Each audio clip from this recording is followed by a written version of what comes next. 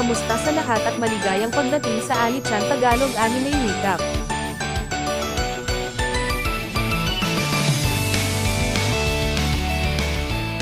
Ang kwento ay nagsisimula sa isang tao sa isang ATM na sinusubukan ang kanyang mga credit card, ngunit ang makina ay patuloy na tinatanggihan ang mga ito. Pagkaraan ng ilang sandali, nakakita siya ng isang bungkos ng mga card na nakahiga sa tabi, at sa wakas ay gumagana ang isa sa kanyang mga card. Umalis siya at sumakay sa isang kotse, at tinanong siya ng driver kung saan nais niyang pumunta. Tumugon siya, ang pinansyal na distrito. Mabilis na nagbabago ang eksena at ang isang binata ay may hawak na credit card, na inaangkin na ang pera ay ang pinakamahalagang bagay. Pagkatapos ang isang batang babae na nagngangalang Q ay nagpapakita at tinanong niya ang kanyang opinyon sa pera. Sinabi niya na ang pinakamahalagang bagay ay ang pagkakaroon ng isang busog na tiyan, ngunit binibilang niya na kapag nagbabago ang iyong katayuan, nagbabago rin ang iyong pananaw sa buhay. Lumipas ang oras at nakilala ng binata ang isang misteryosong lalaki na nagngangalang Masakaki, na nagsabi sa kanya na maraming tao ang pumupunta sa mundong ito, ngunit iilan lamang ang nakarating dito. Tinawag niya siyang Makuni at humihingi ng tawad, na sinasabi na oras na. Nagtatanong si Makuni tungkol sa deal na itinakda para bukas, ngunit sinabi ni Masakaki na kailangan nilang pumunta ng kaunti, na nagpapaalala sa kanya na ang mga patakaran ay mga patakaran. Nagtanong si Makuni tungkol sa kanyang kalaban at isang lalaki ang mabilis na lumilitaw. Tinanong ni Makuni kung ito ang kanyang unang pagkakataon, at nang sinabi niyang oo, binalaan niya siya na hindi siya magiging madali sa mga nagsisimula. Pagkatapos ay inilipat ni Makuni ang kanyang card mula sa gilid patungo sa gilid, at biglang lumitaw ang kanyang asset. Nagsisimula ang laro at sinabi ni Makuni kung gusto niyang magsugal, may mas magagandang lugar. Ngunit iginiit ng lalaki na ayaw niyang magsugal, gusto lang niyang gumawa ng mas maraming pera hanggat maaari. Ang eksena ay lumipat sa Hasaya University of Economics, kung saan ang isang tao na nagngangalang Kimimaro at isang batang babae na nagngangalang Hanabi ay nakikipag-usap. Tinanong ni Hanabi si Kimimaro kung bakit siya nag-aaral para sa pagsusulit sa serbisyo ng sibil ngayon, nang nagsimula pa lamang siya sa kanyang pag-aaral. Ipinaliwanag niya na kung hindi siya magsisimula ngayon, hindi siya magkakaroon ng sapat na oras, at ang praktikal na karanasan ang pinakamahalaga. Di nagtagal, dumating ang kanyang dalawang kaibigan at nagtanong ang isa kung pupunta siya sa pagdiriwang bukas, ngunit tumanggi siya, na nagsasabing mayroon siyang dapat gawin. Nang tinanong si Hanabi, sinabi niya na hindi rin siya sigurado. Ang isa sa mga lalaki ay nag-aalok na magpahiram sa kanya ng pera kung siya ay short, na ikinagulat ng kanyang kaibigan, na nagkomento na siya ay gumagastos ng malaki kamakailan, marahil dahil ang negosyo ng kanyang ama ay gumagana ng maayos. Pagkatapos nito, natapos na ni Kimimaro ang kanyang pagkain, kaya umalis siya. Tumawag si Hanabi sa kanya dahil nakalimutan niya ang kanyang notebook, ngunit hindi siya tumugon at mabilis na nawala. Ang isa sa kanyang mga kaibigan ay nagkomento sa kung gaano siya katrabaho. Ang eksena ay nagbabago muli at si Kimimaro ay nasa tren, kung saan sinabi ng tagapagsalita sa mga pasahero, hawakan ang mga hawakan. Inihayag na ang tren ay darating sa platform 3 at lahat ay dapat manatili sa likod ng dilaw na linya. Nagbabago muli ang eksena at may nagsasabi kay Kimimaro na mayroong kompetisyon para sa mga trabaho sa serbisyo sa sibil sa mga araw na ito. Tumugon siya ng may sorpresa, nagtanong kung sino ang nais na magtrabaho sa pribadong sektor sa mga araw na ito. Sinasabi sa kanya ng tao ang buhay ay mapurol kani-kanina lamang. Tumugon si Kimimaro na nangangarap siya ng isang matatag na sweldo, isang bahay, isang ligtas na bakuran at isang tahimik na buhay kasama ang isang asawa at mga anak. Sinasabi sa kanya ng lalaki na ang kanyang pangarap ay kaibig-ibig, mas mahusay kaysa sa wala. Mabilis, nagbago muli ang eksena at si Kimimaro ay nasa trabaho. May nagbanggit na nagulat sila na kaya niyang pamahalaan ang dalawang trabaho. Ipinaliwanag ni Kimimaro na ang kanyang mga employer ay hindi sasang-ayon sa overtime at ang pagtatrabaho ng dalawang trabaho ay isang maliit na presyo na babayaran upang suportahan ang kanyang pamilya. Ang lalaki pagkatapos ay nakalulungkot na nagkomento na ito ay mahusay na maging bata. Pagkatapos ang kanyang kaibigan na si Hanabi ay huminto sa kanyang lugar ng trabaho at ibinigay sa kanya ang isang notebook, na nagpapaalala sa kanya na mayroong isang pagsusulit bukas. Kaya't isinulat niya ang mga tala para sa lahat ng mga paksa. Kung pinag-aaralan niya ang mga ito buong gabi, magiging maayos siya. Nang humihingi siya ng paumanhin sa pag-abala sa kanya sa pamamagitan ng pag-abot, hinihimok niya siyang kumuha ng telepono upang madali siyang makipag-ugnay. Sinabi niya sa kanya na wala siyang sapat na pera, ngunit iginiit niya na ayaw lang niyang gugulin ito. Sinabi niya na nais niyang makamit ang isang bagay sa buhay. Tinanong ni Hanabi kung nagseselos siya dahil nakakuha siya ng kolehiyo kasama ang pera ng kanyang ama, ngunit tiniyak niya sa kanya na hindi iyon ang kaso. Kapag nag-aalok siya ng inumin bilang salamat, humihingi siya ng paumanhin, na sinasabi na lalabas siya kasama ang kanyang kasintahan. Pagkatapos nito, bumalik si Kimimaru sa kanyang apartment at may kumatok sa pintuan.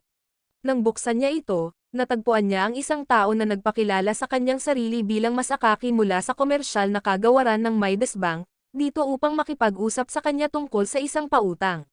Hinaplos siya ni Kimimaru at isinara ang pintuan sa kanyang mukha. Ngunit nagulat siya nang si Masakaki ay nakatayo sa likuran niya, nagtanong kung hindi niya nais ang mas mataas na balik sa kanyang negosyo. Sinipa niya ulit siya at isinara ang pintuan. Sa lalong madaling panahon natagpuan ni Kimimaru ang kanyang sarili sa isang kahanay na mundo at sinabi sa kanya ni Masakaki na mag-aral hanggat gusto niya. Babalik siya kapag tapos na siya. Kahapon mayroong isang bakante para sa isang entry sa distrito ng pinansyal at siya ay random na napili para sa posisyon. Siya ay isang 19 na taong gulang na mag-aaral ng iskolar sa Hisaya University of Economics. Mabilis na tiniyak sa kanya ni Masakaki na ang financial district ay bukas sa lahat at hindi nangangailangan ng mga espesyal na kasanayan. Kaya kahit na mabigla siya sa simula, hindi na kailangang matakot. Masanay na siya. Habang nag-aaral si Kimimaru para sa pagsusulit, hindi tumigil sa pagsasalita si Masaki. Tinanong ni Masakaki kung bakit siya walang pakialam. Sinabi sa kanya ni Kimimaru na kinaladkad niya siya sa kakaibang mundo. Sinabi ni Masakaki na kung hindi siya paniniwalaan ni Kimimaru. Tinanong niya kung ano ang gusto niyang paniwalaan niya. Binanggit ni Masaki ang kanyang pagpili bilang isang entry. Tinanong ni Kimimaru kung ano ang ibig sabihin nito. Ipinaliwanag ni Masaki na ito ay isang pamagat para sa isang taong nakikipagkalakalan o gumagawa ng mga deal. Hiniling sa kanya ni Kimimaru na pasimplehin ito. Gusto daw nilang alagaan ang kanyang kinabukasan. Sa madaling salita, magpapahiram sila sa kanya ng pera at bilang kapalit ay gusto nilang gamitin niya ito sa financial district. Tinanong ni Kimimaru kung ano ang ibig niyang sabihin sa pag-aalaga sa kanyang kinabukasan. Sinabi ni Masaki na aalagaan nila ang kanyang pag-asa at potensyal. Pero sinagot ni Kimimaru na ayaw niya ng ganoong kahina-hinalang pera. Nagsimulang ipaliwanag ni Masakaki ang mga perks ng posisyon. Magkakaroon siya ng sweldo nang hindi nangangailangan ng trabaho sa gobyerno at hindi na kailangang magtrabaho ng 2 trabaho. Tinanong ni Kimimaru kung sino siya, at sumagot si Masakaki na hindi nararapat na makipag-usap sa isang taong nag-aalok sa kanya ng serbisyo sa ganitong paraan. Bigla, nagising si Kimimaru na nakatulog na pala siya sa desk niya at panaginip lang pala. Sa unibersidad, tinanong ni Hanabi kung paano napunta ang kanyang pagsusulit.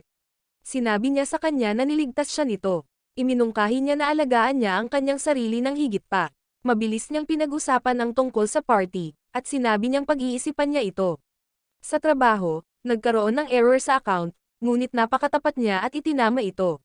Sinabi sa kanya ng kanyang nakatatandang kasamahan na ang pera ay napakahalaga at marahil ay dapat niyang pagtakpan ang pagkakamali sa pagkuha ng pera. Kung hindi, hahantong siya sa kagaya niya, nagtatrabaho ng gabi sa isang tindahan sa kanyang edad. Nag-iba ang eksena at nagsimulang magpakita si Masakaki kay Kimimaru na parang anino niya, na sinasabi sa kanya na nakikipag-date si Hanabi sa isang mayamang kaibigan at maaari rin siyang kumita ng pera tulad niya. Ang nasabing pera ang dahilan kung bakit siya iniwan ng kanyang ama, at marahil ay mahahanap niya ang kanyang ama kung siya ay may pera. Inilabas ni Masaki ang isang imbitasyon upang makapasok sa financial district, na nagsasabing ang sinumang tumanggap nito ay maaaring pumasok ng walang pagbubukod at mag-withdraw mula sa anumang ATM, ngunit bilang kapalit, kukunin nila ang kanyang hinaharap bilang collateral. Mabilis na nagbago ang eksena at sumakay si Kimimaru sa isang kotse kasama si Masakaki habang nagmamaneho sila patungo sa financial district. Pagdating nila, nagtanong si Kimimaru tungkol sa ilang sistema. Ipinaliwanag ni Masakaki na ang mga sistemang ito ay nakakatulong sa mga negosyante sa panahon ng mga deal.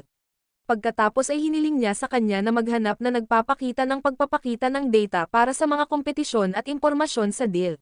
Bilang isang negosyante, kailangan ni Kimimaru na makipag-deal minsan sa isang linggo at lumahok sa party.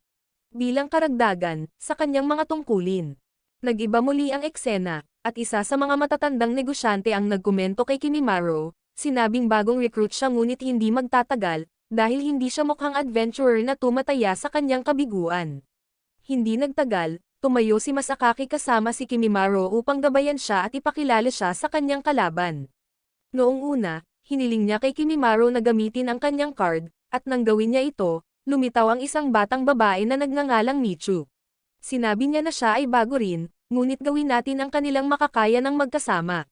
Hindi nagtagal ay nagpakita ang kalaban at sinimulang salakayin si Kimimaro, at ipinagtanggol siya ni Michu, hinarangan ang pag-atake. Pagkatapos ay sinabi niya sa kanya na tila hindi niya alam kung ano ang nangyayari, ngunit kailangan niyang protektahan ang kanyang sarili, kung hindi, siya ay malugi.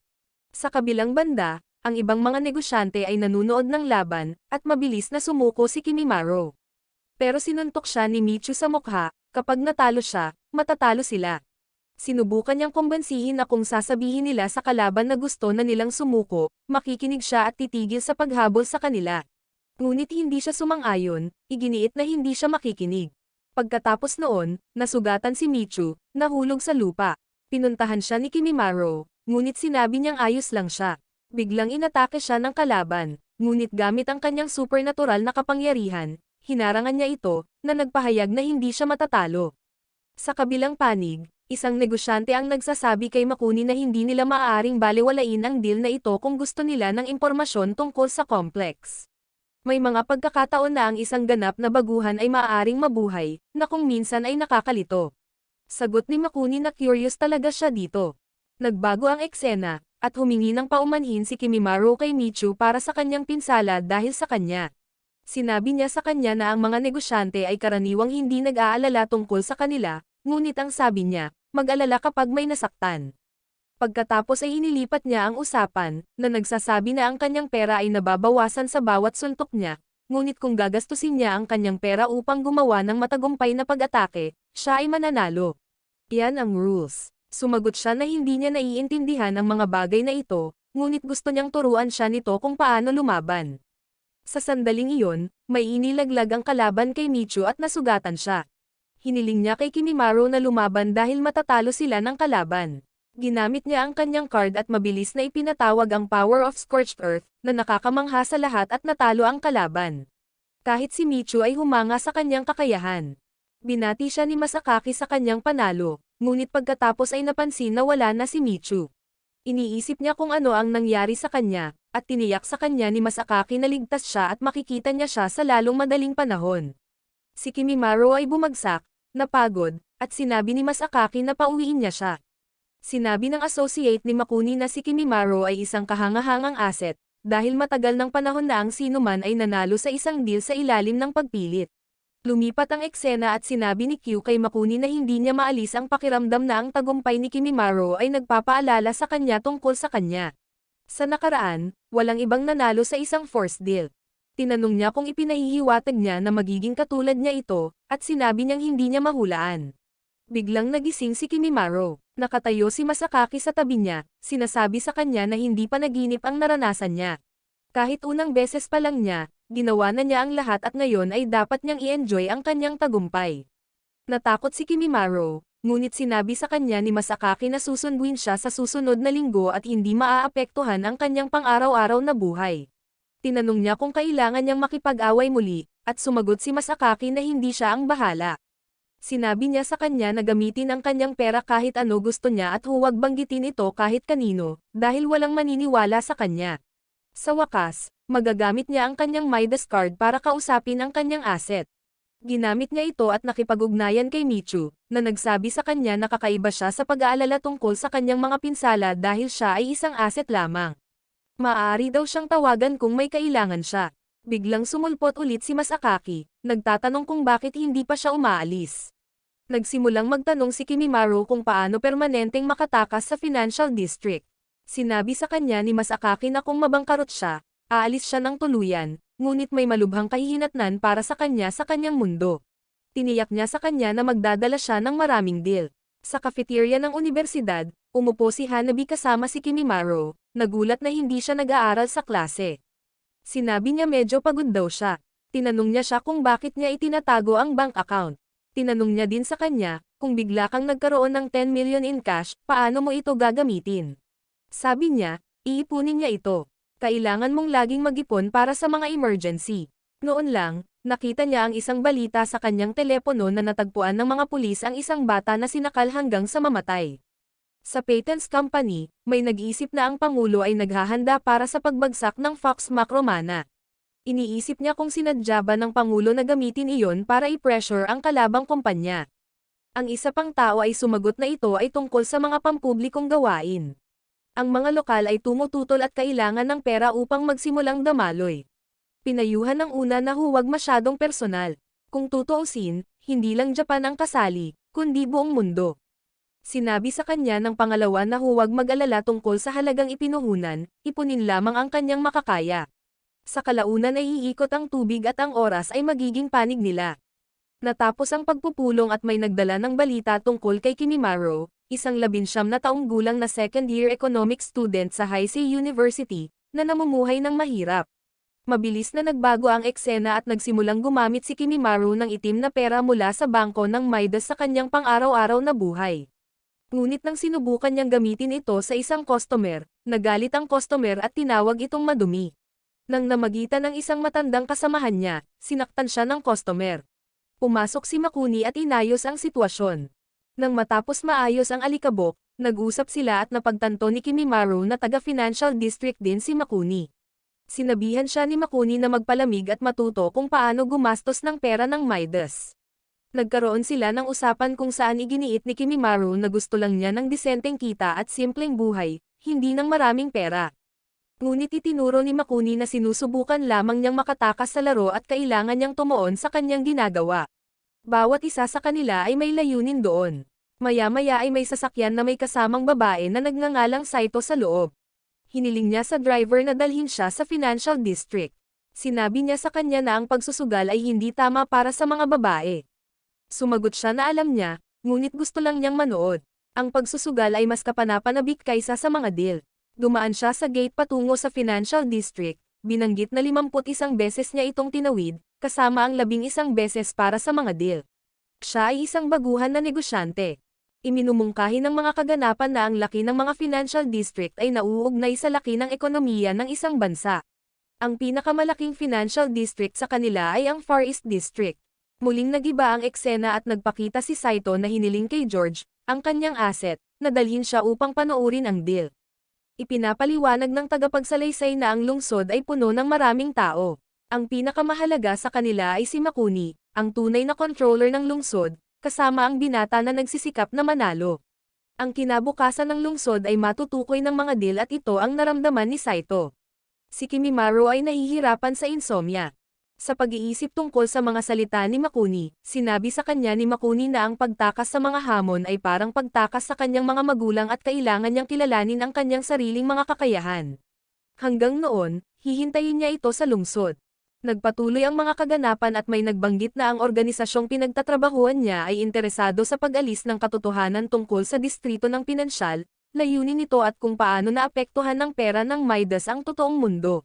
Mayroon silang ilang hindi malinaw na impormasyon tungkol sa distrito ng pinansyal, karamihan ay mula sa mga kliyenteng nakapunta na doon. Ngunit hindi sila malapit sa katotohanan. Ang organisasyon ay nagpadala ng mga investigador sa bawat distrito at siya ay itinalaga sa Tokyo kung saan siya ay nanunood ng isang tao na malayang lumipat sa distrito ng pinansyal. Sila ay pinaka-interesado kay Makuni at walang ideya tungkol sa kanyang pangunahing trabaho. Hinawakan niya ang maraming posisyon, kaya mahirap malaman kung alin ang totoo. Ngunit malamang na nagtrabaho siya bilang isang consultant sa Ministry of Finance sa Departamento ng Financial Investment. Sa totoo lang, siya ay isang makulimlim na tao na nagtatago ng kanyang impluwensya sa gobyerno, mga organisasyon sa pananalapi at malalaking korporasyon. Kahit banggitin ang kanyang pangalan sa media ay bawal. Ang kanyang mukha ay hindi makilala ng mundo. Ngunit gumawa siya ng ilang mga pamumuhunan sa distrito ng pinansyal at malinaw na sinusubukang mag-inject ng pera ng Midas sa totoong mundo. Gusto niyang ilantad ang totoong pagkatao ni Makuni. Muling nagiba ang eksena. Isang babaeng pulis ang kumatok sa bintana ng sasakyan ni Saito, nagtanong kung bakit siya napahinto ng matagal. Nagtanong si Saito tungkol kay Azuma. Ipinaalam sa kanya ng babaeng pulis na ito ang kanyang lugar sa loob ng mahabang panahon, at wala siyang natatandaan na may ganoong pangalan sa kanyang presinto. Sa isang silid sa hotel 2 buwan at 3 linggo na ang nakalipas, nakatanggap si Saito ng tawag tungkol sa isang deposito na ginawa sa kanyang pangalan. Sinimulan niyang suriin ang kanyang account, na sinasabing wala siyang natatandaang nakatanggap ng suhol mula sa sinuman. Dumating si Masakaki at sinabi sa kanya na siya ang naging unang miyembro ng organisasyon na pumasok sa Financial District. Sa isang nayon, umupo si Kimimaru sa harap ng kanyang tiyahin na si Kyoko at sinabi sa kanya na mayroon siyang ilang mga katanungan. Nahulaan niya na magtatanong siya tungkol sa kanyang mga magulang at sinabi sa kanya na inalagaan nila siya ng mabuti. Bago mawala, tinanong niya siya kung may profits ba sila o may naiwan silang record. Pinayagan niya itong tingnan ang lahat ng gamit ng kanyang kapatid, na hinihiling sa kanya na ibalik ang lahat sa lugar kung saan niya ito natagpuan. Nang matapos siya, mabilis niyang nakita ang isang notebook ng Midas sa mga item. Pagkatapos ay nakipag-ugnayan siya kay Michu at tinanong siya kung nasaan si Masakaki. Sinabi niya na tiyak na nasa bangko siya at iminungkahi si Kimimaru na pumunta sa Financial District. Samantala, sa Financial District, si Saito ay nakipag-deal sa isang kalaban. Mabilis na nanalo si Saito gamit ang kanyang asset power. Nang harapin ni Kimimaru si Masakaki at nagtanong tungkol sa kanyang ama, itinanggi ni Masakaki na may alam siya. Biglang nilapitan siya ni Makuni, tinawag siyang matapang dahil sa pagdudulot ng gulo para kay Masakaki sa sandaling pumasok siya sa Financial District. Dinala siya ni Makuni sa isang information collector na nagsiwalat na ang kanyang ama ay isang mahusay na negosyante na nahuhumaling sa mga deal. Isang araw, natalo siya, nabangkarot, at pagkatapos ay nagpakamatay. Hindi siya makilala ng pulis. Nagtanong si Kimimaru tungkol sa pagkatao ng kanyang ama. Sumagot ang collector na hindi niya gaanong alam. Nag-usap lang sila ng propesyonal. Ngunit gagawin ng kanyang ama ang lahat para sa dagdag na pera at binansagan siyang miser. Ipinagpalagay niya na bilang kanyang anak, tiyak na nagmana siya ng swerte sa mga laban. Ngunit pinayuhan niya itong huwag sundin ang yapak ng kanyang ama at gawin ang kanyang makakaya. Dahil ang buhay doon ay mas mahalaga kaysa sa totoong mundo. Lumipat ang eksena, at dinala siya ni Makuni sa paborito niyang lugar, na sinasabing nakikita niya ang buong lungsod mula roon. Nang tanungin ni Makuni kung gusto niyang patuloy na gumawa ng mga deal, sumagot si Kimimaru na hindi niya sinasadya. Sa paniniwalang kung hindi nasangkot ang kanyang ama at nawala ng negosyo, hindi niya ito pababayaan at ang kanyang ina at nabubuhay pa hanggang ngayon. Nagtataka si Makuni kung bakit kinikita ng kanyang ama ang lahat ng pera. Inamin niya noon na malaki rin ang kita ng kanyang ama. Hinarap nila ang mga paghihirap sa pananalapi noong bata pa si Kimimaru at ang kanyang nakababatang kapatid na babae ay dumanas ng malubhang karamdaman. Maaaring siya ay ginagamot ng kailangan.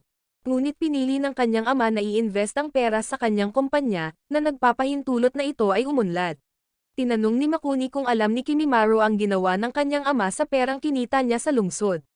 Bago pa makasagot si Kimimaru, si Makuni na mismo ang gumawa nito, na sinasabing binili niya ang kumpanya ng kanyang ama at kinuha ang lahat sa kanya.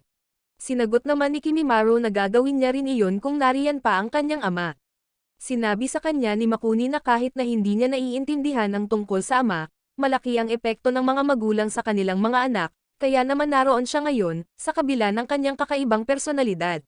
Sinabi ni Kimimaru na karapat-dapat ang kanyang ina at lola sa lahat ng papuri sa paghubog sa kanya dahil wala siyang alaala sa kanyang ama. Inilabas niya ang notebook ng kanyang ama, sinasabing lahat iyon ay mga numero, na walang kahit isang salita tungkol sa kanya o sa kanyang ina.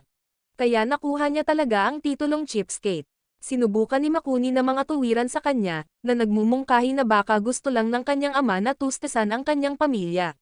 Ipinaliwanag niya na ang layunin ng kanyang ama ay malamang na magkaroon ng magandang buhay at katatagan. Habang ang kanyang sariling pag-iisip ay nagdadala sa kanya sa isang mas masamang landas kaysa sa kanyang ama. Pinayuhan niya si Kimimaru na maghanap ng makakasama sa paggastos ng perang iyon. Para patuloy na gumawa ng mga deal at pag-isipan kung ano ang gagamitin niya sa kanyang pera hanggang sa susunod na deal. Sa ibang lugar, iniuulat ni Saito ang lahat tungkol sa lungsod sa kanyang organisasyon. Nagpunta siya sa punong tanggapan para humiling ng paraan para pigilan ang pagkalat ng pera ng Midas sa totoong mundo. Ngunit nalaman niya na ang paghinto sa pag-agos ng pera ay maaaring humantong sa panganib sa totoong mundo. Sa Financial District, si Kimimaru ay nakipag-deal sa isang kalaban na nagngangalang Ibara. Ngunit mabilis siyang natalo at nabangkarot matapos i-invest ang isang malaking entrepreneur ang lahat ng shares niya sa harapan niya. Sinabi ni Masaki kay Ibarra na natalo siya at dapat parusahan. Nagpapasalamat siya sa kanyang maikling oras sa kanila. Na-curious si Kimimaru sa mga shares. Kaya ipinaliwanag ni Michu na ang bawat asset ay may 10 share, ibig sabihin ay maaari niyang ibenta ang siyam at bawiin ang mga ito mamaya. Pagkatapos nito, nakita ni Kimimaru si Makuni at nagpasalamat sa kanyang pamumuhunan sa kanyang mga bahagi upang iligtas siya mula sa pagkawala ng pananalapi. Nagtanong siya tungkol sa pagbabalik, ngunit sinabi sa kanya ni Makuni na siya ay nagkakamali. Nasa bingit na siya ng bangkarote at kailangan ng ilan sa kanyang mga asset shares. Ang kanilang mga interes ay nakahanay, ngunit ang paniniwala ni Makuni na siya ang nagligtas sa kanya ay nagparamdam kay Kimimaru na isang mabuting tao. Sa pagbabalik, nakipag-chat si Kimimaru sa driver at nagtaka tungkol sa kapalaran ng mga natalo. Sinabi ng driver na bahala na ang negosyante kung ano ang nangyari. Inamin niya na ang kanyang ama ay nagpakamatay dahil sa kanyang pagkawala. Sumagot si Kimimaru na madalas itong nangyayari para maiwasan ang mga natalo na magdulot ng problema sa kanilang mga pamilya. Pero binanggit ng driver na nagkagulo pa rin sila.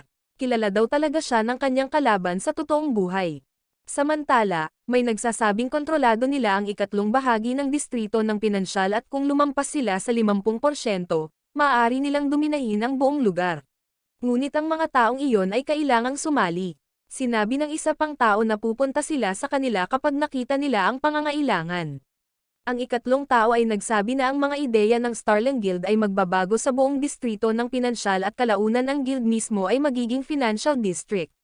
Sa cafeteria ng universidad, narinig ni Kimimaru ang balita tungkol sa pagkamatay ng isang bata dahil sa matinding pinsala. Binanggit ni Hanabi na nagiging karaniwan na ang mga ganitong balita, ngunit hindi niya ito pinapansin.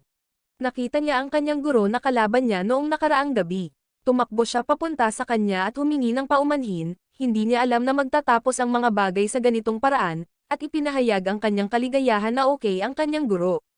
Iminungkahi ng kanyang guro na magkita sila sa tanghali at pumunta sa isang lugar ng magkasama. Nag-iba ang eksena at ikinwento ng guro na noong nakaraang araw, pinuntahan siya ni Masakaki at inimbitahan siya sa financial district. Noong una, wala siyang nalalaman, ngunit pagkatapos ay natuwa siya. Tinanong ni Kimimaru kung kailangan niya ng pera para suportahan ang mga bata, ngunit sumagot siya na hindi siya interesado sa kanila. Hindi tulad ng kanyang asawa, na hindi marunong mag-ipon ng pera, na nagpapahirap sa kanya na magsimulang suportahan ang kanyang pamilya sa pamamagitan lamang ng kanyang sweldo sa pagtuturo. Ang financial district ay tila isang solusyon sa kanyang mga problema, ngunit hindi niya alam kung bakit siya nakikipag-deal. Ipinahayag niya na hindi niya maintindihan kung bakit siya nakikipag-away, ngunit alam niyang nagpakamatay ang kanyang ama dahil dito. Ikinwento ng guro ang kanyang damdamin, ngunit tinanong kung hindi kakaiba na ipagpalit ang kanilang kinabukasan sa pera ng Midas. Napagtanto niya ang bigat ng pag-iisip na iyon pagkatapos lamang niyang mabangkarot. Biglang nagbago ang eksena, at lumitaw ang asawa ng guro. Akala niya ay nanganak na siya, sa paniniwalang siya ay may ikatlong anak. Nagulat siya sa sinabi nito sa kanya. Umuwi ang kanyang guro kahapon na sumisigaw at nagtatanong tungkol sa mga bata, at medyo lasing. Pagkatapos ay dinala siya ng kanyang guro sa labas, sinabi na pagkatapos ng kanyang bangkarote, nagbago ang lahat at ang kanyang mga anak ay umiral lamang sa kanyang mga panaginip. Nagtataka niyang tinanong kung ano ang nawala sa kanyang ama. Ang katotohanan ng kanyang pag-iral ay parang misteryosong swerte, kaya humingi siya ng tawad sa pagkawala sa kanya. Gayunpaman, binalaan siya ng guro tungkol sa pagkawala, na sinabing mababaligtad ang kanyang buhay tulad ng kanya. Iminungkahi niya na mas maganda kung sumali siya sa Mikuna Starling Guild, kung saan maraming negosyante ang nag-sign up. Maaaring hindi sila manalo ng malaki, ngunit hindi sila malugi. Nagbago muli ang eksena, at tinanong ni Kimimaru si Shimada kung ilan ang anak niya. Sumagot si Shimada na wala siyang anak at walang asawa.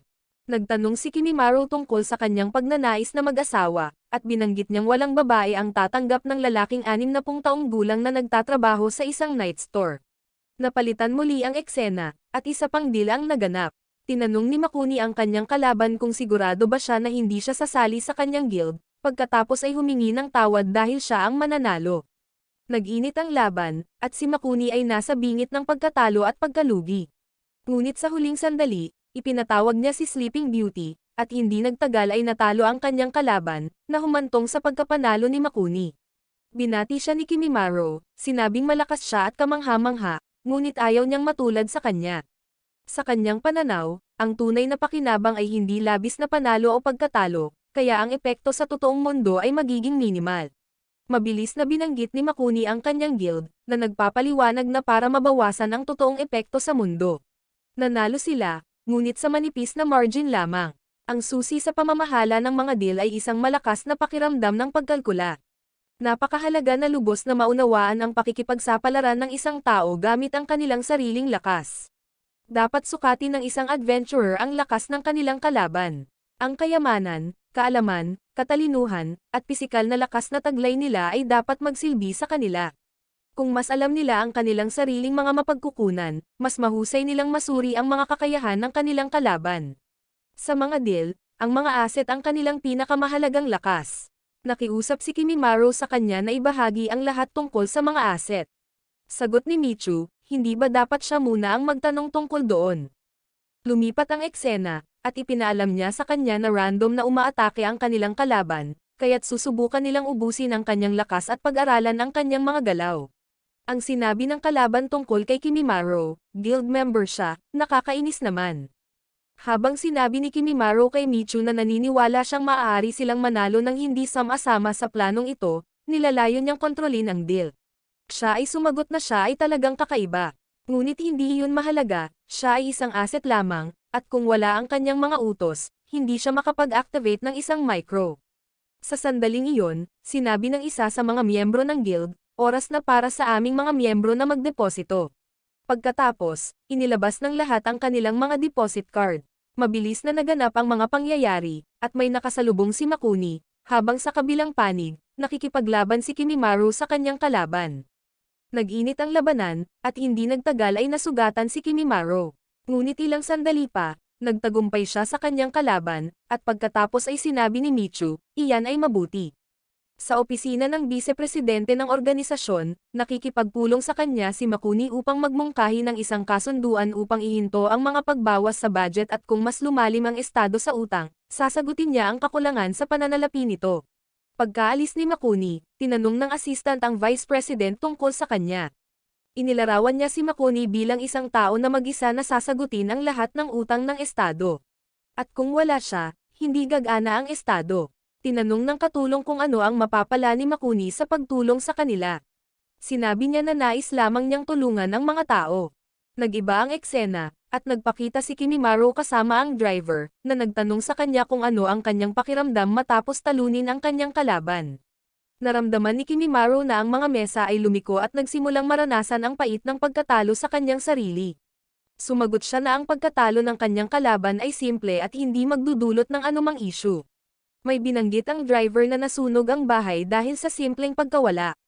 Nagpatuloy ang mga kaganapan, at tinawagan ni Kimimaro ang kanyang tiyahin, na nagsabing pupunta siya sa ospital para sa appendicitis, na tiniyak sa kanya na hindi bibisita dahil magiging maayos siya sa lalong madaling panahon. Sa unibersidad, laking gulat ni Kimimaro nang makitang bumagsak siya sa isang paksa na halos walang bumabagsak, na ikinagulat ng kanyang mga kaklase. Pagkatapos ay nakita niya si Hanabi at balisang nagtanong kung may nangyari sa kanya o kung siya ay nagkasakit. Sinabi niya sa kanya na sa katunayan, ang kanyang aplikasyon para maging isang trainee teacher sa dati niyang paaralan ay tinanggap na. Ngunit mayroong maraming mga aplikasyon, kaya siya ay medyo nag-aalala. Muling nagiba ang eksena, at binati ng vice-presidente si Saito, na nagsasabing, ligtas at maayos ngayong linggo. Mabilis silang pumasok sa negosyo. Ang mga rate ng kapanganakan at kayamanan ay bumabagsak, habang ang mga rate ng pagpapakamatay at krimen ay tumataas. Bulong ni Saito, hindi ito bagay sa akin. Nagtanong siya tungkol sa kanyang plano, ngunit ipinaliwanag niya na ang kanilang organisasyon ay hindi sapat sa buong mundo upang kumilos ng ganoon kabilis. Gayunpaman, naniniwala siyang solid ang intel na nalik niya, at masama ang pakiramdam niya sa hindi pagbabalik ng pabor. Ang aksyon ay pinutol kay Kimimaro, na nakikipag-chat kay Michu habang humihigop ng isang mangkok ng ramen. Namangha si Michu nang makita siyang kumakain. Hindi niya alam kung ano ang pagkain dahil hindi kumakain ang mga asset. Tinanong niya kung maaari niyang subukan ang ilan, at nangako siya na magagawa niya sa susunod. Sa Financial District, isang bagong deal ang ginawa sa pagitan ni Kikuchi, na nakalaban ni Makuni dati, at ng isang lalaki na nagngangalang Saizan. Pagkatapos ang mga bagay ay nagsimulang mangyari ng mabilis. Narinig ni Kimimaro sa balita na ang higanteng kumpanya ng parmasyutiko na Basho ay nakakaranas ng mga kakulangan sa droga at isang malaking depisit sa pananalapi. Ang lahat ay dahil sa mga hinala tungkol sa presidente nito, si Kikuchi, at mga paratang ng klasifikasyon ng produkto, ang mga benta ng kumpanya ay tumataas. Lumipat ang eksena kay Kimimaro kasama ang kanyang mentor, na nagbabala sa kanya na kung malugi ang Basho, mawawalan ng 100 bilyong yen ang ekonomiya. Sa pagbagsak ng kumpanya, 10,000 katao ang mawawalan ng trabaho at masisira ang kanilang kinabukasan. Pagkatapos ay nagtanong siya tungkol sa asawa ng mentor, at malungkot na sumagot ang tagapagturo na wala na ito. Hindi na niya alam kung nabubuhay ba siya sa realidad o panaginip. Mabilis na nakakuha si Kimimaro ng ilang impormasyon tungkol kay Basho mula sa isang tao at pagkatapos ay pinuntahan si Makuni sa kanyang natutunan. 5 taon na ang nakalipas, nakuha ng FE ang Basho Pharmaceuticals, kasama ang lahat ng utang nito. Binawasan nito ang pinsala sa totoong mundo, lalo na't si Makuni ang may-ari sa kabila ng pagiging isang foreign investment firm. Nang marinig ito ni Makuni, wala siyang itinanggi. Inamin niya na gumawa siya ng agarang aksyon upang limitahan ang pinsala sa totoong mundo, gamit ang perang kinita niya sa guild. Nang tanungin siya ni Kimimaro kung bakit niya ito ginawa, ipinaliwanag ni Makuni na walang paraan upang pigilan ang pag-ikot ng pera ng Midas sa kanilang tunay na mundo, kahit na sa pamamagitan ng pagtanggal sa organisasyon. Kaya't kinailangan ng Starling Guild na gawin ang kanilang makakaya upang mabawasan ang pagbagsak mula sa mga deal. Bumili sila ng mga bond ng gobyerno ng Japan gamit ang pera ng Midas upang maiwasan ang kanilang pagbagsak. Wala silang pagpipilian kundi ang balansehin ang pagitan ng magkabilang mundo. Lalo na tinanggap ng totoong mundo ang pera ng Midas at kasama nito, ang pagtigil nito ngayon ay magdudulot ng mga problema. Sinabi sa kanya ni Kimimaro na naiintindihan niya na hindi sila mabubuhay kung wala ito, ngunit hindi niya ito matatanggap. Samantala, may nagtanong kay Makuni kung bakit siya interesado kay Kimimaro. Sagot niya, clueless siya sa pera, at parang hindi siya nag-aaral ng economics sa university. Siya ang kabaligtaran ng mga taong nahuhumaling sa pera na hindi mapigilan.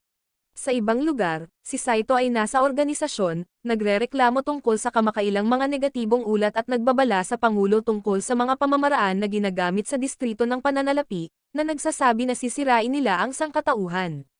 Gayunpaman, tumanggi siyang pigilan ang pera ng Midas, at sinabing, hindi lang ito ang desisyon ko. May mga bagay na kahit ang mga burokrata ay hindi kayang ayusin. Sa Financial District, opisyal na sumali si Kimimaro sa guild, kahit na nagsasanay pa rin siya upang balansehin ang mga deal. Pumasok siya sa isang bagong deal at sinimulan siyang atakehin ng asset. Tinulungan siya ni Michu. Ilang sandali pa, natalo nila ang asset, ngunit hindi nila alam kung sino ang gumagamit nito. Mabilis na nagpakita ang kalaban at ibinaba siya. Pagkatapos, sinimulan ni Michu na makipag-usap kay Kimimaro tungkol sa panalo at pagkatalo at kung ano ang naramdaman niya noong siya ay nanalo. Pagkatapos ay umupo na sila para kumain, pero parang kakaiba talaga siya. Nagsimula siyang tumingin sa kanya at binanggit na narinig niya ang mga asset ay ang sagisag ng hinaharap. Biglang may lumapit sa kanya at nagsabing haharapin niya siya sa susunod na deal, na nagpapahayag ng paghanga kay Michu, na napansin na ang kanyang mga sungay ay kaakit-akit. Pagkatapos ay hinalok niya si Kimimaro ng isang deal, na hinihiling sa kanya na pag-isipan ito at bumalik sa kanya. Pagkaalis niya, sinabi ni Michu na delikado siya. Para naman kay Kimimaro, sinusubukan niyang alalahanin kung saan niya siya nakita noon. Nagsimula siyang mangalap ng impormasyon tungkol sa kanya at nalaman niyang kinikilala siya ng maraming non-profit na organisasyon. Nagsimula ang kanyang mga aktibidad sa pagbibigay ng mga bakuna sa mga umuunlad na bansa at kumalat sa ibang mga lugar. Mayroon din siyang panig sa pag-aalaga sa mga bata, hanggang sa punto na binansagan siyang prinsipe ng mga volunteer. Habang naglalakad si Kimimaro sa kalye, bigla siyang kinidnap ni Saito, na sinasabing gusto lang niyang makipag-usap at maaari niyang sabihin sa kanya kung saan niya gustong pumunta, maliban sa Financial District. Nag-alok siya na makipagtulungan sa kanya, sinabi na kung hindi nila sirain ang distrito ng pananalapi, ang kinabukasan ng bansa ay nasa panganib. Pagkatapos noon, binigyan niya siya ng oras na pag-isipan ang kanyang alok at hiniling na makipagbalikan siya sa kanya pagkatapos niyang mapag-isipan ito. Pero naguguluhan siya, sino ang dapat niyang pagkatiwalaan, siya o si Makuni? Biglang may humahabol na sasakyan sa kanila at mabilis silang tumakas. Nag-iba ang eksena at pumunta si Kimimaro kay Sanoza para alamin ang ekonomiya ng bansa. Sinabi sa kanya ni Sanoza na ang totoo ay ang malaking halaga ng pera na nagmumula sa bangko ng Midas ay sumisira sa balanse ng ekonomiya, at ang gildang may pananagutan sa pamamahala ng mga deal mula sa loob at nililimitahan ang epekto nito sa katotohanan. Sa tuwing ginagawa nila iyon, lalong lumiliit ang mundo. Ang natitira na lang ay isang hinaharap na walang mga posibilidad, na ginagawang hindi kailangan ang kasalukuyan. Muling nagbago ang eksena, at kausap ni Kimimaro ang isang katrabaho tungkol sa insurance. Nabanggit ng kanyang kasamahan na mayroon siyang insurance policy mula pa noong bata pa siya, ngunit ang mga bagay ay hindi natuloy ayon sa plano. Nagsimulang mainggit si Kimimaro sa kanya, dahil bata pa siya at nagkaroon ng pagkakataong isipin ang kanyang kinabukasan. Mabilis na nagbago ang eksena pagkatapos noon, at nakipagkita si Kimimaro kay Makuni, na nagtanong sa kanya kung ano ang ipinagagawa sa kanya ni Sanoza. Sinasabing nakatanggap siya ng parehong kahilingan. Pagkatapos ay nagsimula siyang magsalita tungkol sa hinaharap at sa kasalukuyan, na nagsasabi na kung nawala niya ang kasalukuyan, walang hinaharap. Sinipi ni Kimimaro si Sanoza, kung may hinaharap na walang posibilidad, hindi na kailangan ang kasalukuyan. Sinabi niya kay Makuni na ganoon din ang sinabi ni Sanoza sa kanya at ang teoryang ito ay pag-aari ng isang taong may kapangyarihan. Mabilis na binanggit ni Makuni ang tunggalian na naka-schedule para bukas at hinimok si Kimimaro na gawin ang anumang gusto niya rito, na sinasabing hanggat pumasok siya sa lungsod na iyon, hindi siya makakatakas dito. Mabilis na naganap ang mga pangyayari at hinarap ni Kimimaro si Sanoza.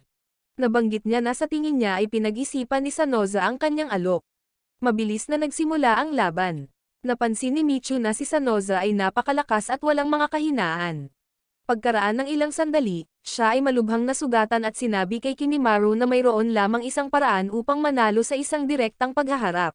Mabilis ang pangyayari, at humingi ng tawad si Kimimaro kay Sanoza sa kanyang pagkawala. Sumagot si Sanoza na siya ang nagkamali sa pagmamaliit sa kakayahan ni Kimimaro. Pagkatapos ay binanggit niya na lilipat siya ng kanyang opisina at mula ngayon ay aasa na sa mga donasyon at fundraising campaign, dahil hindi na siya makapagbigay ng parehong suporta sa mahihirap na lugar dahil sa kanyang pagkawala. Pagkatapos ay binigyan niya ng regalo si Kimimaro para ihatid kay Michu. Naalala ni Makuni ang mga nakaraang alaala ng kanyang ama, na nagsasabi sa kanya na ang pera ay nangangahulugan ng kapangyarihan at iyon ang nagtutulak sa mundo. Sinabi niya na pagkatapos niyang makapagtapos ng unibersidad, nagtrabaho siya bilang isang sekretarya ng kanyang ama, na nagsabi sa kanya na mag-obserba at matuto mula sa kanya. Nadisbandang banda na kanyang nilalaro noong kolehiyo at nawalan siya ng interes sa musika, sumunod na lamang sa utos ng kanyang ama. Ang kanyang ama ay nagtrabaho sa pagbuo ng mga relasyon gamit sa ilalim ng mesa ng pera upang palakasin ang mga koneksyon. Iyon ang kanyang kapangyarihan. Sinubukan niyang ipasa ang lahat ng kanyang karanasan kay Makuni, ang kanyang tagapagmana, na magmamana ng lahat pagkatapos niya. Isang araw, habang binibisita ang kapatid niyang may sakit sa ospital, sinabi niya sa kanya na ang pagiging sekretarya ay hindi tama para sa kanya at nagtanong tungkol sa kanyang musika, sinabi na gusto niya ito noon. Hindi nagtagal ay ipinaalam sa kanya ng doktor na lumala ang kanyang kalagayan at hindi na stable.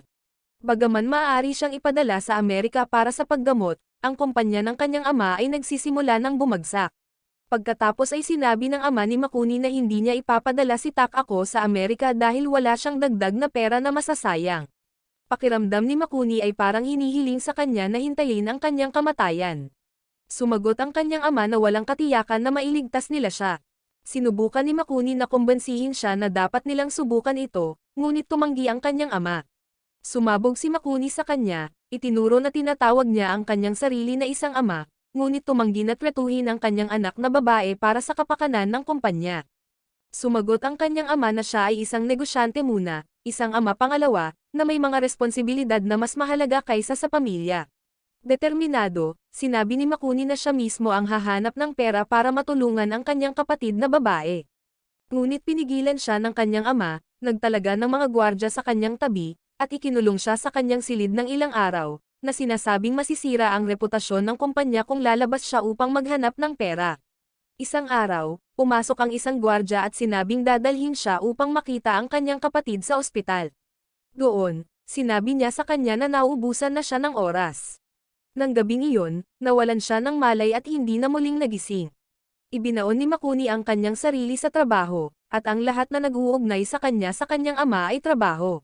Pagkatapos ay lumitaw si Masakaki at inanyayahan siya sa distrito ng pananalapi. Sa kasalukuyan, lumalim ang relasyon ni Kimimaro at Michu. Tinanong niya siya kung nag-aalala siya sa hinaharap, at sumagot siya na sinabi ni Makuni na mahalaga ang hinaharap, ngunit mahalaga rin ang kasalukuyan. Nagtataka siya kung nabuhay na ba ito sa totoong mundo. Sinabi niya na ayos lang siya sa mundong ito at hindi mag-asawa sa isang kakaibang tao sa paligid, ngunit hindi siya tututol na subukan. Mabilis na nagbago ang eksena at natagpuan niya ang kanyang sarili sa totoong mundo sa harap ng isang grupo ng mga taong kumakain.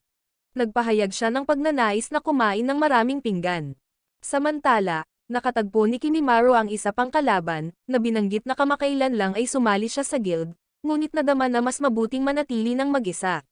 Sinabi niya na natanto niya iyon, ngunit ang kalaban ay nagtalo na ang ilang mga tao ay napakaswerte, na nagmumungkahi na maaring isa siya sa kanila.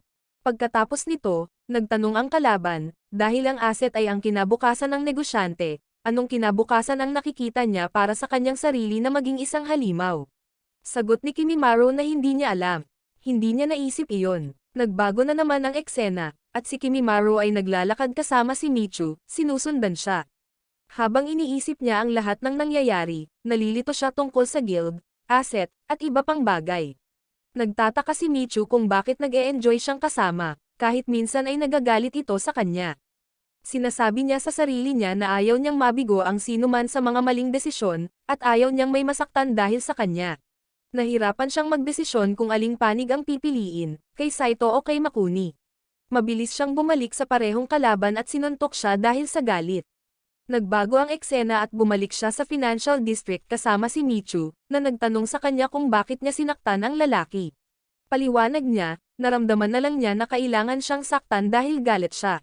Mabilis na nagbago ang eksena at papunta na si Kimimaro sa Financial District. Ngunit napansin niyang 3 lang ang skyscraper sa halip na 5. Nang tanungin niya ang driver tungkol dito, sinabi ng driver na wala siyang pakialam sa mga ganoong bagay. Naisip ni Kimimaro na talagang nagbago na ang lugar mula noong huling pagbisita niya. Pero pinayuhan siya ng driver na huwag mag-overthink at kumbinsihin ang sarili na guni-guni lang niya ang mga bagay-bagay. Sa Financial District, may nagbanggit na kung patuloy na ganito ang interest rate at stocks sa mga bansang Asyano, hindi magtatagal at malugi ang mga financial district sa Southeast Asia. May ibang nagtanong sa ideya ng mga bansang nawawala kung ang financial district ay bumagsak. At ang isa ay sumagot na ito ay totoo. Bago ang pagkabigla ng Lehman, naroon ang lupain ng kapangyarihang pang-ekonomiya, ang Caribbean Republic. Ngunit pagkatapos bumagsak ang distrito ng pananalapi ng Hilagang Amerika, naglaho ang bansa. Muling nagbago ang eksena kung saan may nakilala si Saito na nagbigay ng impormasyon sa kanya at mabilis itong binayaran. Hiniling niya sa kanya na magbayad ng dolyar sa susunod na pagkakataon sa halip na yuan. Pagkatapos ay sinabi niya sa kanya na may gustong umalis sa guild. At sinabi niya kung makukumbansi niya sila, bibigyan niya siya ng maraming pera. Pagkatapos ay tinanong niya ito kung interesado pa rin siya kay Kimimaro. Dahil may mga pagdududa siya tungkol sa kanyang asset, parang nakita na niya ito dati. At mayroon siyang ilang impormasyon tungkol sa ama ni Kimimaro, ngunit hindi niya ito masyadong pinapansin. Hiniling niya sa kanya na siya mismo ang magbigay ng impormasyong iyon. Sa universidad, nakatagpo si Kimimaro kay Hanabi at tinanong kung kamusta ang kanyang pag-aaral at pagsasanay. Sinabi niyang maayos na ang lahat at nagmamadaling umalis. Napansin ni Kimimaro na tila naliligaw din ang kanyang katrabaho. Habang tinitingnan ang data ng Financial District, nakatagpo siya ng maraming istatistika na nagpapakita ng mga negatibong hula tungkol sa hinaharap ng sangkatauhan. Mabilis na nagbago ang eksena at nakita ni Kimimaro ang kanyang guro, si Ibara, na nakatayo sa tuktok ng isang gusali. Umakyat siya sa kanya at tinanong kung ano ang sinusubukan niyang gawin.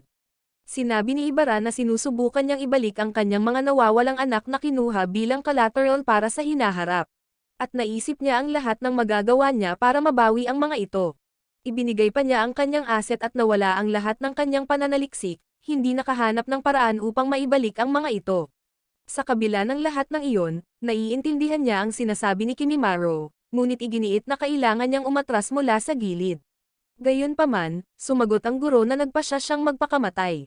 Habang si Ibara ay malapit ng tumalon, hinawakan ni Kimimaro ang kanyang kamay at hinila siya pabalik sa bubong. Nagtatanong kung sinusubukan niyang ialay ang kanyang buhay para maibalik ang kanyang mga anak. Inamin ni Ibara na miserable ang pakiramdam niya simula nang mawala ang kanyang mga anak. Kahit na iniisip ang tungkol sa kanyang pananaliksik ay naiwan siyang blanko. Pakiramdam niya ay madilim na ang kanyang dinadaanan at hindi siya makapag-concentrate sa kahit ano. Sa wakas ay napagtanto niya na tama si Masakaki nang sabihin niyang kukunin niya ang hinaharap bilang collateral. Pakiramdam niya ngayon ay wala na siyang kinabukasan. Sinabi ni Kimimaro kay Ibara na may oras pa para gawin ang isang bagay. Nagplano siyang magtungo sa distrito ng pinansyal upang makahanap ng solusyon sa problemang ito. Mabilis na nagbago muli ang eksena, at sinabi ni Kimimaro na gagamit siya ng maraming pera ng Midas at pagkatapos ay gagawa ng deal na walang yaman na gagastusin. Ngunit maaaring magdulot ito ng paghihirap kay Michu. Sa sandaling iyon, sinabi sa kanya ni Michu na wala siyang pakialam na tumulong. Naniniwala siyang may dahilan siya. Hindi niya ito pinansin, at mabilis niyang tinanong ito tungkol sa kanyang plano. Mabilis niyang tinawagan si Masaki at sinabi sa kanya na gusto niyang ibalik ang kinabukasan sa negosyanteng si Ibara, na nawalan ng deal sa kanya. Bilang kapalit, babayaran niya siya ng 4 na higit pa sa gusto niya, kahit 100 beses. Ngunit tumanggi si Masaki, ipinaliwanag na sa kasamaang palad ay walang ganoong sistema sa kanilang mundo at hindi niya alam kung bakit. Hiniling sa kanya ni Kimimaro na dalhin siya sa kanyang amo o sa mga nangungunang pinuno, at kakausapin niya sila. Tumanggi si Masakaki at iniwan siyang mabilis na naglakad palayo. Biglang nagbago ang eksena at nagtatanong si Kimimaro sa isang information collector sa Financial District tungkol sa isang paraan para maibalik ang kinabukasan ng mga taong natalo. Sinabi sa kanya ng collector na lahat ng nagsikap na ibalik ang kanilang kinabukasan ay nabigo. Ngunit mayroong isang kabayaran. Kung ang mga tao ay namatay dahil sa kanya, kailangan niyang bayaran ang kanilang mga pamilya. Naniniwala siya na ang pagbabayad ng milyon-milyon ay sapat na para makabawi sa 3 nawawalang anak ni Ibara at sa kanyang sinapupunan. Ngunit sumagot si Kimimaro na hindi ito makakatulong sa kanya. Samantala, nakaupo si Makuni sa tabi ng higaan ng kanyang kapatid na may sakit. Si Saito ay nanonood ng balita sa isang lugar kung saan inihayag nito na ang mga rate ng interes para sa mga pera sa Singapore ay tumataas, at ang mga kaugnay na presyo ng stock ay bumababa. Wala pa ring mga panukala para sa isang plano sa pagsagip. Nagpatuloy ang pag-urong ng ekonomiya at nanatiling tahimik ang mga opisyal na responsable sa ekonomiya. Tapos sabi ni Saito, kaya naabot ng rehiyon ng Silangang Asya ang mga limitasyon nito. Sa distrito ng pananalapi, may nagtatanong tungkol kay Izurugi, na mabilis na dumating at humingi ng paumanhin sa pagiging huli, na nagsasabing nahihirapan siyang lumabas. Nagreklamo ang kanyang kasamahan na dapat ay tumawag muna siya, dahil kahit 1 minutong pagkaantala ay maaaring magulo ang buong plano. Pagkatapos ay sinabi ni Makuni na hindi niya siya parurusahan para sa pagiging huli sa oras na ito, ngunit inaasahan niya ang kabayaran sa kanyang pagganap. Pagkatapos ay sinabi ni Makuni na ang sitwasyon sa Southeast Asian Financial District ay mas masahol pa kaysa sa kanilang naisip. Kaya't itataas niya ang antas ng Defensive Financial Group sa susunod na tier. Ang bawat miyembro ng guild ay lalabas at kukuha ng kayamanan mula sa iba. May nagtanong kung hindi ba siya nag-aalala tungkol sa pinsalang maaaring mangyari sa totoong mundo. Sumagot siya na nasa panganib na ang mundo. Pagkatapos ay iniabot niya ang isang papel na naglilista ng mga pangalan ng kanilang haharapin sa labas ng guild, na siyang 3 pinakamalakas na kalaban, at bawat isa ay nagsimulang pumili ng kanilang target. Mabilis na nagbago ang eksena, at hinanap ni Kimimaro si Teacher Ibara. Sinabi sa kanya ng isa sa mga kawani ng unibersidad na gaganapin ang libing sa kanyang tahanan sa Hokkaido. Inulit niya sa hindi paniniwala, libing. At tinanong kung ano ang ibig niyang sabihin. Sinabi niya sa kanya na namatay siya sa isang aksidente sa sasakyan kahapon. Samantala, nanlulumo at malungkot si Hanabi, na lumitaw sa kanyang tahanan habang nakatanggap siya ng mga mensahe mula sa kanyang mga estudyante mula sa Kimura-Yuna Nagano Elementary School. Sinubukan ng kanyang mga estudyante na tingnan siya, nagpas siyang sumulat sa kanya ng isang liham na nagsasabing masaya ang linggong kasama niya. Siya ay isang mahusay na guro, at nais nilang manatili siya sa kanila ng mas matagal. Nalaman ni Kimimaro na nabangga ni Ibara ang isang driver, at sinabi ng driver na kasalanan ni Ibara ang pagpapatakbo ng pulang ilaw. Pagkatapos nito, nakita ni Kimimaro ang information collector. Mabilis nilang pinag-usapan ang pera, at tinanong ni Kimimaro kung kulang pa ba siya sa kanyang nakolekta. Sinabi ng collector na nais niyang makalikom ng maraming pera hanggat maaari, at pinayuhan siya na maging mapagkakatiwalaan. Kung siya ay mapagkakatiwalaan, maaari siyang makakuha ng pera kahit kailan niya gusto. Nang tanungin niya kung bakit niya binili ang impormasyon, sumagot si Kimimaro na kailangan niya ito. At nang tanungin kung bakit hindi niya kinwestiyon ang pagiging maaasahan ng kanyang impormasyon, sinabi niya na ito ay dahil nakilala niya siya sa pamamagitan ni Makuni. Mabilis na bumalik si Kimimaro sa Financial District at sinunog ang lahat ng kanyang pera. Nagulat si Michu, pero hindi tumutol. Sa sandaling iyon, sinabi sa kanya ni Saito na hindi ito makakaapekto sa Financial District. At kung may gusto siyang gawin, dapat siyang kumilos ng mabilis dahil malapit na ang wakas ng bansang iyon. Pagkatapos ay hinarap niya si Makuni upang hamunin ang kanyang mga paniniwala. Sa kanyang opinyon, ang hinaharap ay palaging nandyan. Bigla niyang napagtanto na maglalaho ang Singapore. Kaya nagpa siya si Makuni na ituloy ang plano ng guild at sinabihan si Kimimaro na kumalma na lang at bantayan siya. 3 oras na ang nakalilipas, isang pribadong pagpupulong ang naganap sa punong tanggapan ng IMF sa Washington DC kung saan pinag-usapan nila ang mga marahas na pagbabago sa pamilihan ng stock sa Southeast Asia. Nakumpirma na kailangan ng bansa ang mga mapagkukunan mula sa Financial District, dahil sa kamakailang economic depression. Nabanggit na ang isang entry ay nakapasok na sa Financial District. Pagkatapos ay lumipat ang pag-uusap sa isang republika ng Caribbean na naglaho, pagkatapos gumuho ang North American Financial District. Ang pagkabigla ni Lehman ay ang direktang dahilan ng pagkawala nito, at mula rito ay lumitaw ang tinatawag na DAI. 11 oras bago iyon, inilabas ni Makuni ang kanyang card para kay Masakaki at sinabing gusto niyang gamitin ito. Ipinaalam sa kanya na bilang kapalit, 20 taon ang kukunin sa kanyang kinabukasan. Pero walang pakialam si Makuni. Sa isang lugar, binabantayan ni Saito ang Hong Kong Index, na nagpapakita na may 70 minuto na lang ang natitira bago makarating ang dagat sa Japan.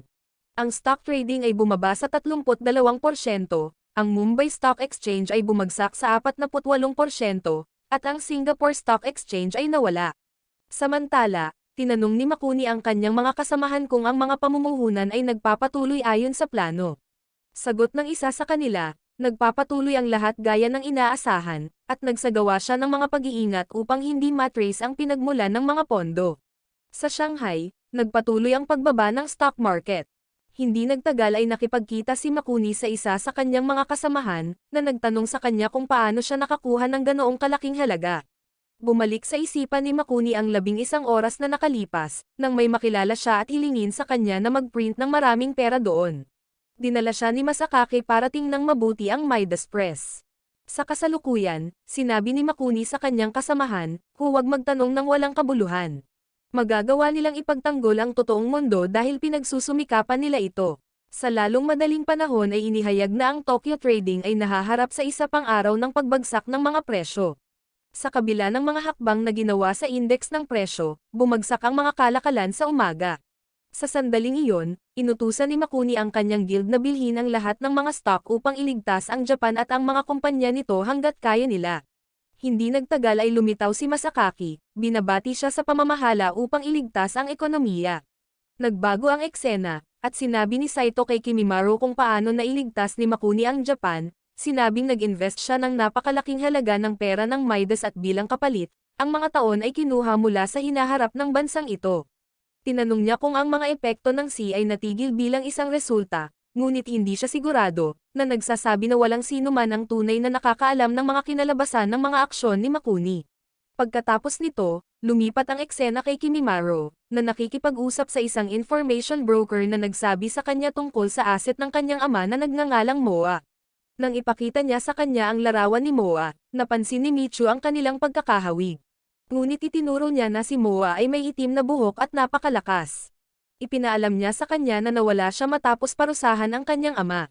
Nang magpahayag ng pagtataka si Kimimaro sa pagkakatulad, nahulaan ng broker ng impormasyon, marahil ito ay nagpapahiwatig na ang kanyang hinaharap ay katulad ng sa kanyang ama. Muling nagiba ang eksena, at sinabi sa kanya ni Saito na ang pagkakatulad na ito ay nangangahulugan na sila ng kanyang ama ay may parehong layunin. Sinabi niya na ito ay kanyang haka-haka lamang, ngunit pinatunayan niya na ito ay nagpapatunay na mahal siya ng kanyang ama. Ang pagkalugi para sa isang negosyante ay nangangahulugan ng pinsala sa kanyang pamilya. Kaya naniwala siya na sinubukan niyang iwasan iyon sa pamamagitan ng pagtakas sa distrito bago ang kanyang huling deal. Dahil siya ay nasa parehong lugar, dapat niyang maunawaan ang mga hamon na hinarap ng kanyang ama. Mabilis na naganap ang mga pangyayari at binisita niya ang kanyang kaibigang si Hanabi, na tinawag siya ng ina, at nagmamadali itong bumaba upang salubungin siya.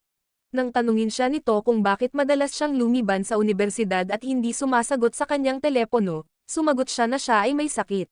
Hindi nagtagal ay tinapos ni Masaki ang deal na tumagal ng 20 taon mula sa hinaharap, tulad ng napagkasundoan niya kay Makuni. Biglang napansin ni Kimimaru na nagbago ang lahat sa paligid niya at nagsimulang maglaho ang mga bagay. Naalala niya na ito ang mga resulta ng mga aksyon ni Makuni at mabilis na hinanap si Hanabi. Nakita niya itong nakakulot sa kwarto niya.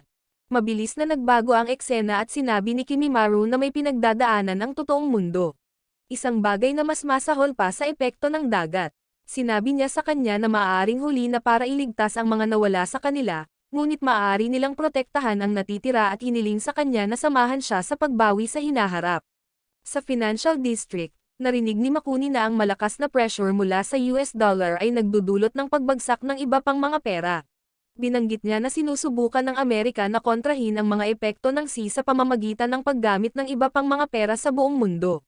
Di nagtagal ay nakilala niya ang isa sa mga tao sa balita, isang negosyante mula sa distrito ng North America. Nadama niya ang tiwala na ang kasaysayan ng Amerika ay magkakaugnay sa mga distritong pinansyal. Ang mga mamumuhunan sa buong mundo ay sumusuporta sa Amerika, ngunit maraming mga bansa ang nawala. Mabilis na nagbago ang eksena at sinabi ni Saito kay Kimimaru na si Makuni ay gumagamit muli ng nakaprint na pera ng Midas sa totoong mundo. Tinanong niya kung maaari ba siyang pigilan, dahil tiyak na nakakompromiso ito sa kinabukasan ng bansa. Sumagot siya na ilang oras na lang ang nakalipas mula noong huling ginamit ni Makuni ang card para mag-print ng pera, kaya pinaplano niyang i-bankrupt siya bago niya ito gamitin muli. Pagkatapos ay maaari nilang kunin ang card at burahin ang hinaharap sa pamamagitan ng pag-ikot, pag-reverse nito at pagbabalik ng pera ng Midas. Binalaan siya ni Kimimaru na hindi madaling kalaban si Makuni, ngunit iginiit niya na ang kanyang kahinaan ay pera. Iminungkahi ng information broker na maaari nilang gamitin ang kanyang pera laban sa kanya sa pamamagitan ng pagbaba ng presyo ng yen. Pagkatapos ang pera ng Midas na nakatali sa yen ay mawawalan ng halaga, na magiging sanhi ng pagkawala ng kanyang kayamanan. Sa sandaling iyon, nagpa siya si Saito at sinabi kay Kimimaru na kailangan nilang umatake bago maging huli ang lahat at dapat niyang pigilan ang mga miyembro ng guild na makialam. Tinanong niya kung talagang ibabalik ng planong ito ang hinaharap at matiyak na walang mawawala muli. Lumipat ang eksena, at sinabi ni Izurugi na may sapat siyang pera para makabili ng lungsod. Inilarawan niya sina Makuni at Saito bilang baliw na hindi marunong gumastos ng pera. Ipinaalam sa kanya ng isang kasamahan na alam na ni Makuni ang kanyang pagkakanulo noon pa man.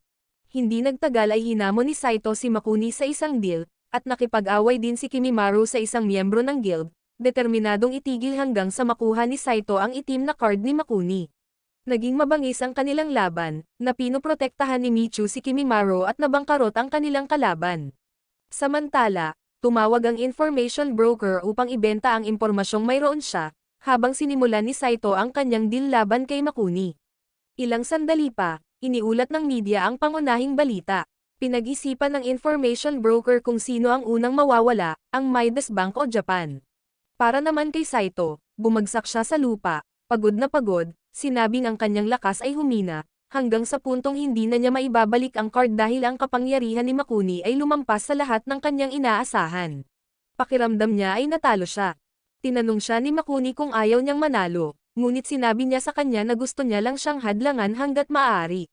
Tinawag niya siyang nakakainis, at humingi siya ng tawad sa pagkakasangkot kay Kimimaru. Pagkatapos ay ibinigay sa kanya ang kanyang card na ipinagkatiwala kay George, ang kanyang asset sa kanya, na nagsasabi na ito ang kanyang hinaharap. Hindi nagtagal na wala siya. Pagkatapos ay nagalit si Kimimaru kay Makuni, sinabing kakaiba ang kanyang loika. Ginamit niya ang hinaharap para protektahan ang kasalukuyan. Sinabi niya kay Makuni na pinahirapan nito ang mga ari-arian at tinanong ang kanyang pag-aalala para kay Q. Sumagot si Makuni na kung nawala si Q dahil sa kanyang mga aksyon, mawawala siya sa tabi niya. Ngunit nangatuwiran si Kimimaru na hindi na niya tinanggap ang linyang iyon ng pag-iisip. Maya-maya, lumapit sa kanya ang isang miyembro ng guild at may ibinulong. Inilabas niya ang kanyang itim na card at hiniling kay Masakaki na mag-print muli ng pera. Sumabog si Kimimaro, na nagsasabi na hindi niya papayagan si Makuni na kontrolin muli ang hinaharap.